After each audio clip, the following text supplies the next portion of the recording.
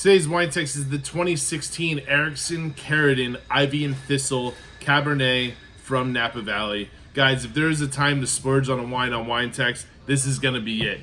This is a Cult Cabernet. When we say Cult Cabernet, it means very small production and very focused style Cabernet Sauvignon from Napa Valley at a price point that you'll never find it again.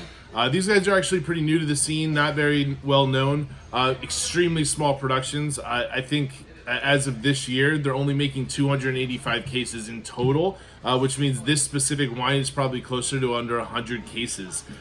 Really specific. Ivy and Thistle is brought from 2 different vineyard sites within Napa Valley, some mountain fruit and some other things as well.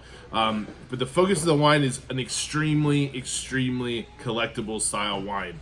Right off the bat, 2016s are still very young, so if you're going to open it now, you're going to get a lot of fruit up front, a lot of that dark raspberry, cherry, blackberry, currants, a lot of that leather, earth, tobacco, and a ton of vanilla and kind of richness coming from the oak.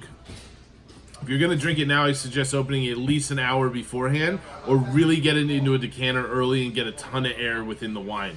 Again, this is the kind of wine you can also lay down. If you're going to buy a few bottles of this wine, you can drink one now, but they will age beautifully over the next 10, 15, 20, maybe even 30 years.